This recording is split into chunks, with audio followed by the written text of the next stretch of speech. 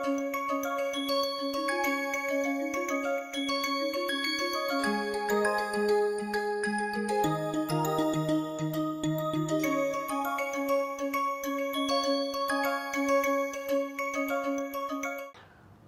everyone, I hope that you had a chance to go through the last class where we discussed sulfoxide sulfonate rearrangement, which is also known as Mislow-Evans rearrangement. It is a concerted process which involves 2,3 sigmatropic rearrangement. Just to look at it once more, we are talking about this sulfoxide, which is an allyl sulfoxide. That means it is having a double bond here, and then there is a sulfoxide, which upon gentle warming gives allyl sulfonate ester.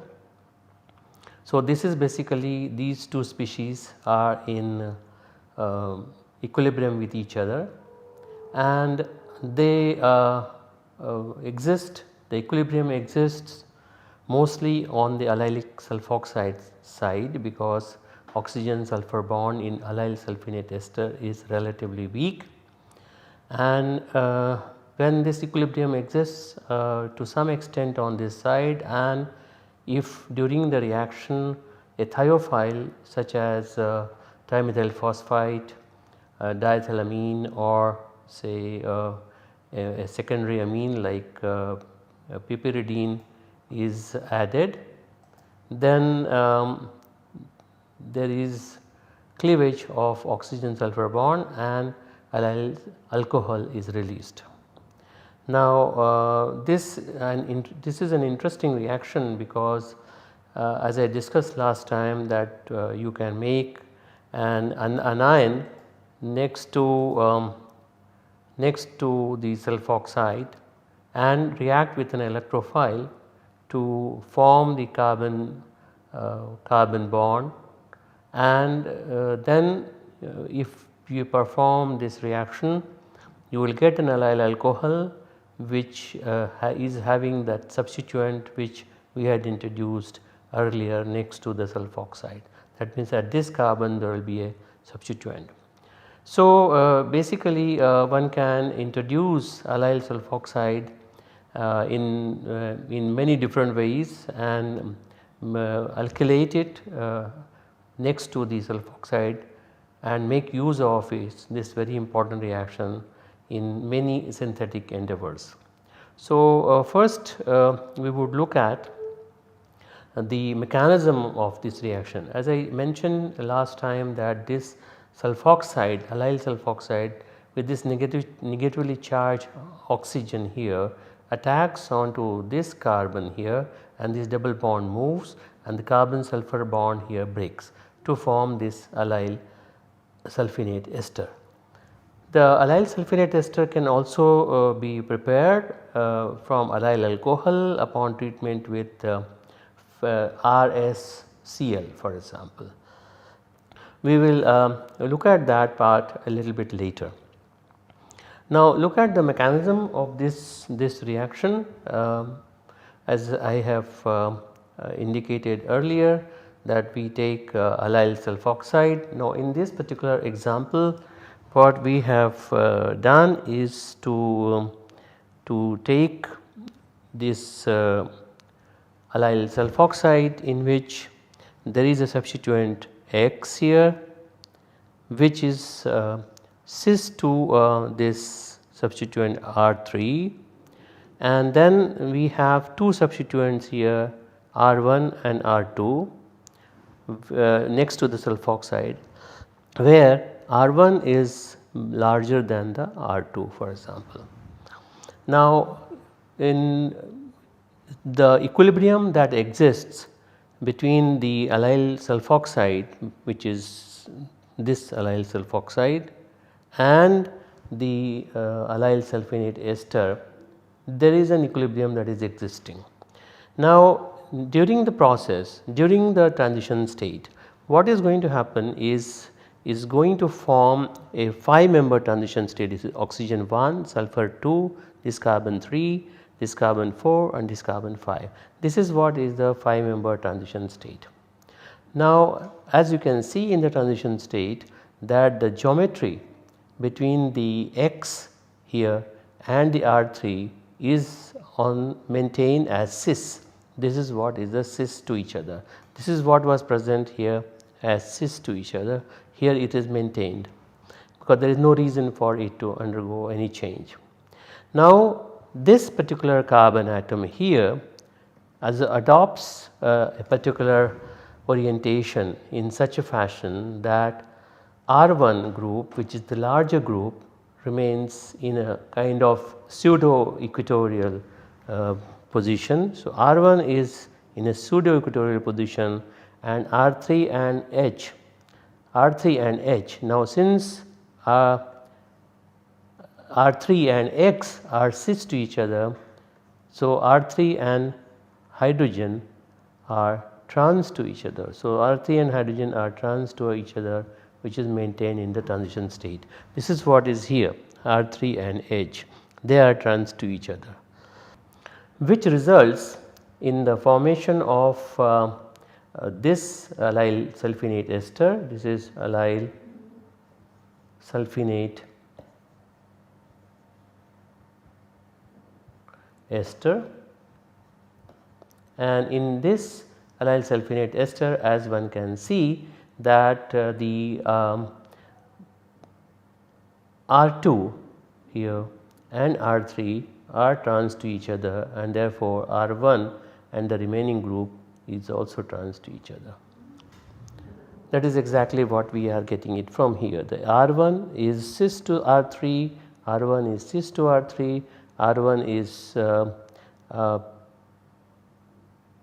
trans to the remaining part of it here, and therefore R2 and R3 they remain trans to each other. So it is a concerted process. It's a concerted process, and it allows this allyl sulfinate ester to form readily. Now as I mentioned earlier that you can make allyl sulfoxide which can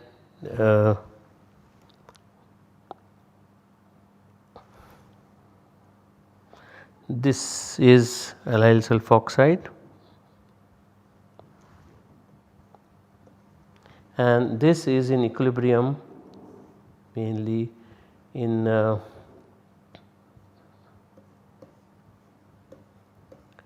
this sulfinate ester. Now as we said earlier that we can make an anion here and introduce an alkyl group or any group. So essentially what it means that this compound, which can easily come from allyl alcohol, upon treatment with phenyl SCl and say any base. So the base will take up the proton from here, and the anion here will attack onto this sulfur to form this allyl sulfinate ester, allyl sulfinate ester. So you can start with an allyl alcohol, make the alpha allyl sulfinate ester, which can undergo rearrangement to form this allyl sulfoxide. Then you can introduce here an Rx, that is R group here, which can give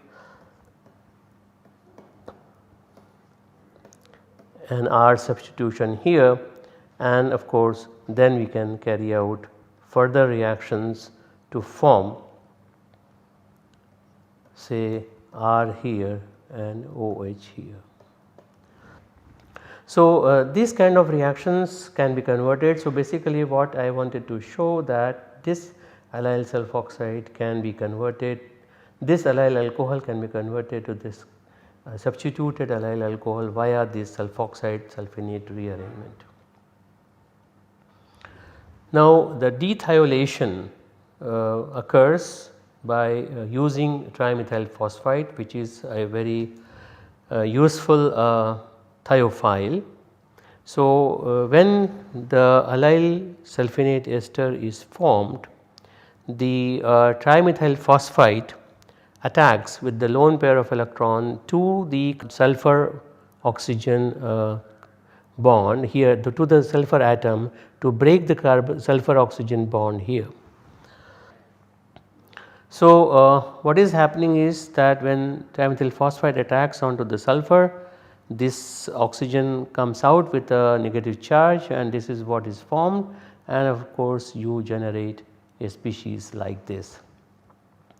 Now we have in the reaction medium methanol as a solvent.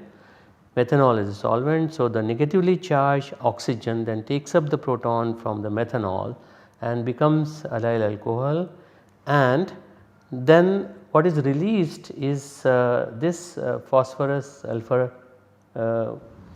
bonded species where there is trimethyl phosphite species is present as a phosphonium ion, and methoxide ion comes from the methanol. So, this methoxide, this particular removal gives this, and of course you get from here you will get methanol as methoxide ion. This is the methoxide ion that is present here, and this attacks onto the positively charged phosphorus to form this intermediate.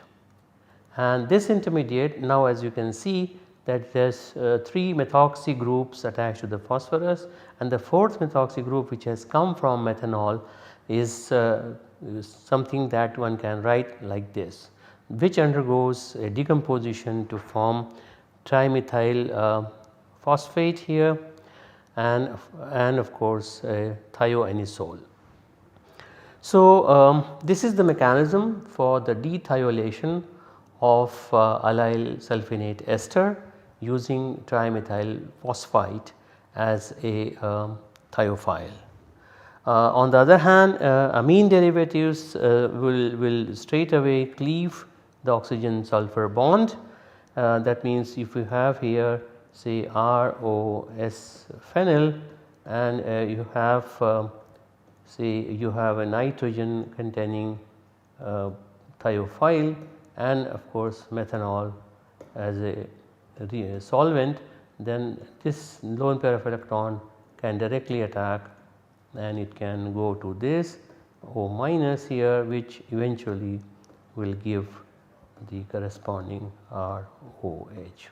So, this is how the thiophiles react with allyl sulfonate esters and cleave the oxygen sulfur bond. So, whenever such a reaction is being done, that means allyl sulfoxide to allyl sulfonate rearrangement, you use any of the thiophiles, and that allows the cleavage or shifting of the equilibrium to the right side. Now, there are several very interesting examples in the literature. For example, as I have mentioned earlier that the formation of allyl sulfonate ester occurs upon treatment of allyl alcohol with phenyl SCl triethylamine. So, for example, in this particular example which is an allyl alcohol part here, and if it is treated with triethylamine phenyl SCl, what directly is shown is this allyl sulfoxide. So, in the earlier case that I showed just now was that you have allyl alcohol and when it is treated with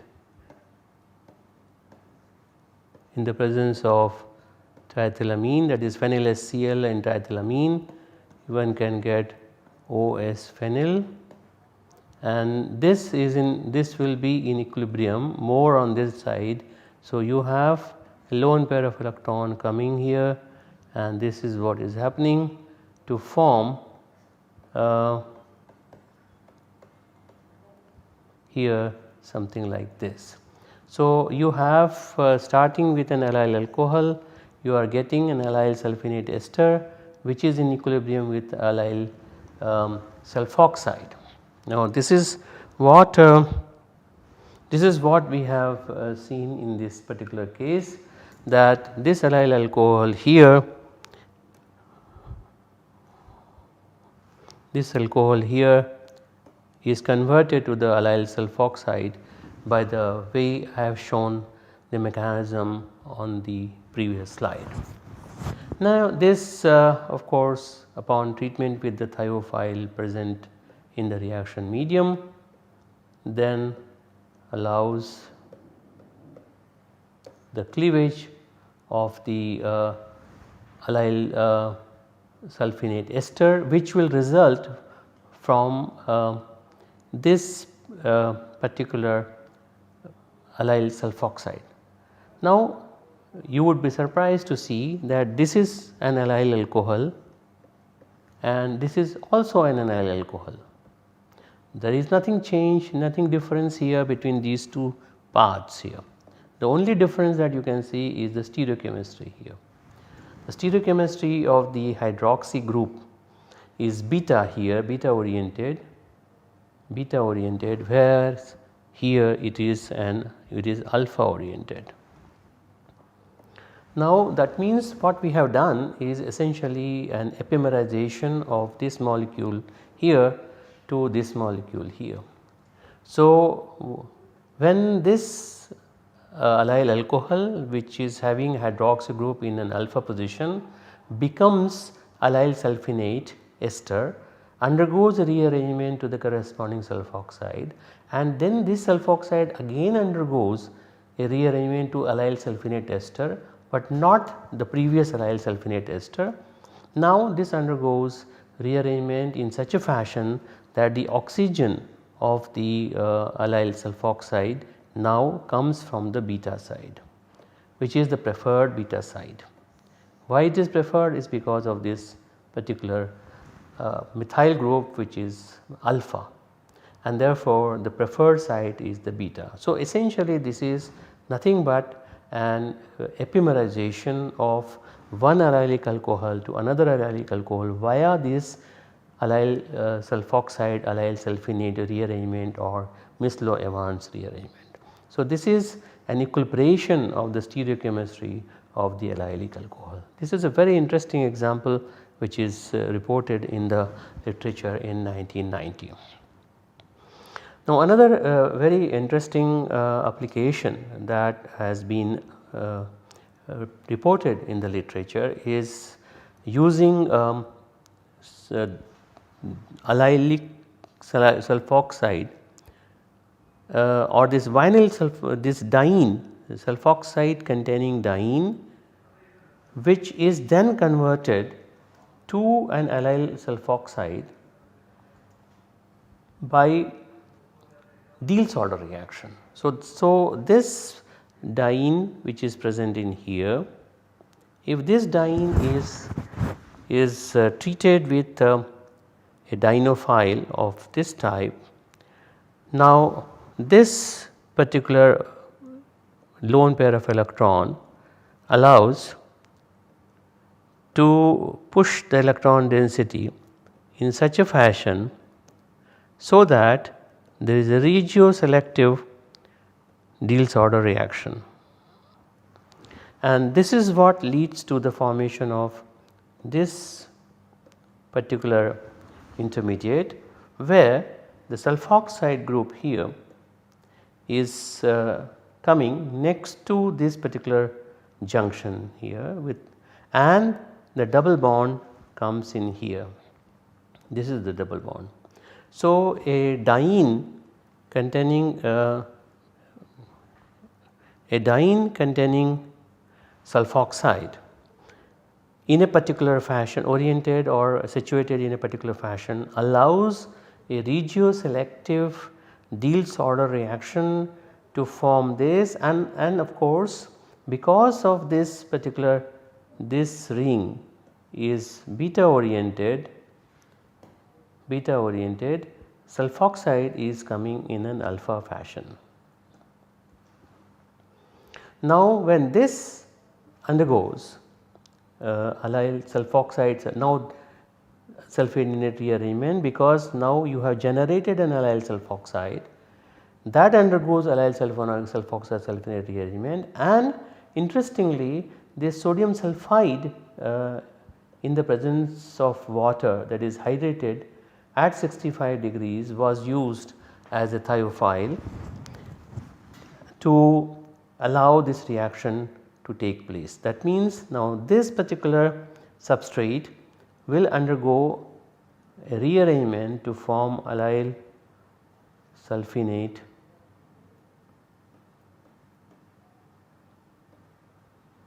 ester, and that allyl sulfonate ester, that means in place of this it would be OS phenyl.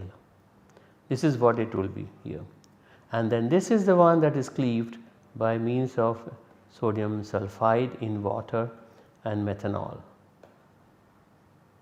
So basically sulphide ion attacks onto the sulphur here, and then oxygen sulphur bond breaks to form the allyl alcohol part. Now since the geometry, since the stereochemistry of the carbon sulphur bond here in this particular part, carbon sulphur bond, which is alpha oriented here, particular one, the transfer of the oxygen onto this carbon happens from the alpha side. So this is how an alkaloid which is known as Hassu-Banan alkaloid, that has been synthesized by using this very crucial Diels order reaction followed by allyl sulfoxide sulfonate rearrangement to form this alkaloid. Now so one can generate, as I have mentioned just now, that one can take the top example shows the allyl alcohol to be converted to the other allyl alcohol with change in stereochemistry via this allyl sulfoxide. Now similarly Diels order reaction can be done to form the allyl sulfoxide, and then that can be converted to the corresponding allyl alcohol in many in a different way. Now there is another very interesting example which is reported in the literature, is basically converting allyl alcohols to dienes. So it involves conversion of allyl alcohol to 1,3-dienes. Now if one looks at the various procedures of converting allyl alcohols to 1,3-dienes, of course one can straight away take, you can take an allyl alcohol for example here, and you can carry out some way a dehydration to form this diene. But this is a straight method if there is no specificity involved in a particular fashion. But for example here we have an example of this kind of substrate. Now this substrate can be converted to the allyl sulfonate ester by treating with this sulfinyl chloride in the presence of triethylamine as a base to form OSAR. AR indicates the aromatic part, that is, this is basically nothing but this part.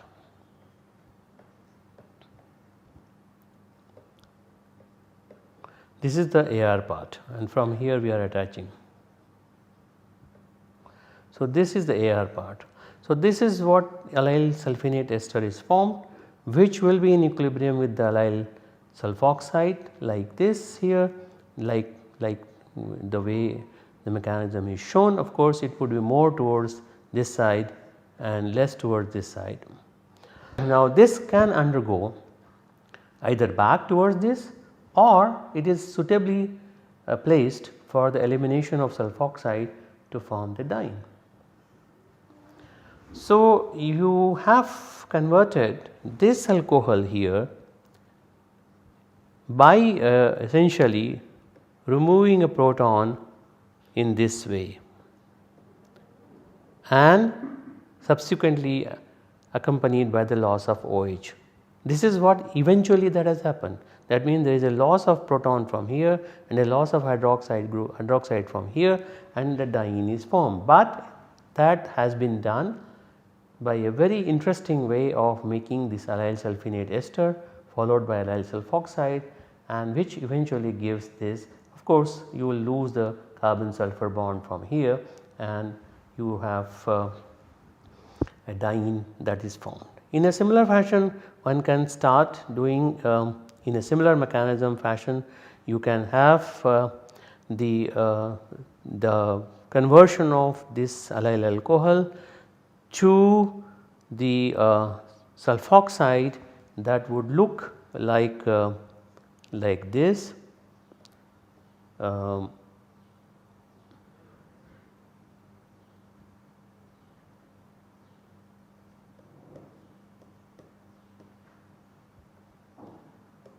And when this undergoes elimination, here this is formed. So, it is now one can see the difference, one can see the difference. Now, if we simply take this alcohol and allow the dehydration to take place, so the dehydration will give this particular diene, whereas if one goes via allyl sulfoxide method, we get the diene in this fashion. So, there is a very great possibility of manipulating the allyl alcohol part in such a way that one gets the diene in a very specific fashion. In a similar fashion, you have this tertiary allyl alcohol that can also be converted to the corresponding diene like this in using this particular strategy. Now, there is a very interesting selenoetherification. It is used to synthesize an advanced intermediate in the synthesis of natural products called milbemycin and ivermectin. Now, what is done here is something that is very interesting, that they start with a diene of this type which has an alcohol here, suitably produced alcohol. When this is treated with phenylenediamine chloride, now this is an example of not sulfoxide sulfonate rearrangement, but it is of an example of a selenoxide selenate rearrangement. Now, they tried in this paper, they have tried to do a sulfoxide based chemistry and they were not successful, and therefore they did selenium based allyl selenoxide allyl selenate ester based chemistry and they were successful. So, sulfur analog did not work, and that is the reason why they did the selenium thing. Now, what is happening here is that when this diene is taken and treated with phenylselenyl chloride in the presence of sodium bicarbonate, what happens is this cyclization occurs to form a 5-membered ring, which of course has now selenide here, which upon treatment with hydrogen peroxide forms the corresponding selenoxide. That means this is going to form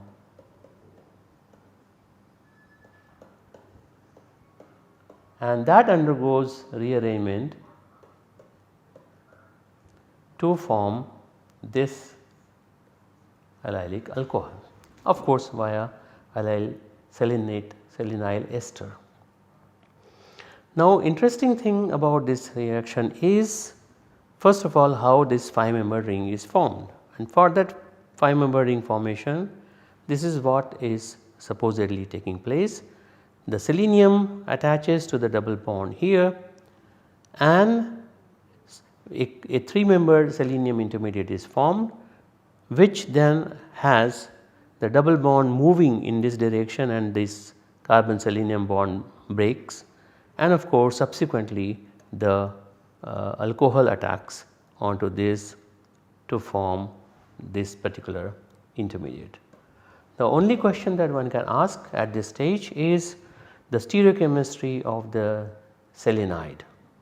Now, because the selenide is alpha oriented, the alcohol is also coming alpha oriented, because that is exactly what is going to happen based on this allyl selenoxide allyl selenate ester rearrangement. So, this work is somewhat difficult to explain, but according to the publication, what they have suggested that this particular diene, it is basically diene, may adopt a twisted diene conformation which undergoes lactonization. This is the lactonization here, as though it were a monoalkene.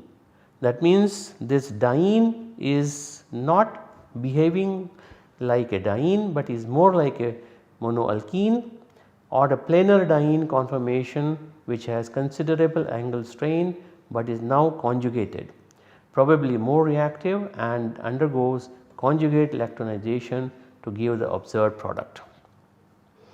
So, this 5-member ring formation is taking place mainly because of the diene that is behaving in a particular fashion. So, we will stop at this stage and we will take some more examples of the reaction, this particular reaction for discussing the application of the sulfoxide sulfonate rearrangement and further reactions. So, you can go and look at some of these literature references if it is possible and get more idea about this sulfoxide sulfonate rearrangement. I mentioned about this particular example undergoes electronization. It is quite likely that it is not this hydroxy ketone, but it is actually an acid here. So, I will check it on this particular paper and get back to you in the future class to clarify this lactone part of this particular example. So, you please go ahead and study what I have told so far, and we will see in the next class with some more examples and more applications. Thank you.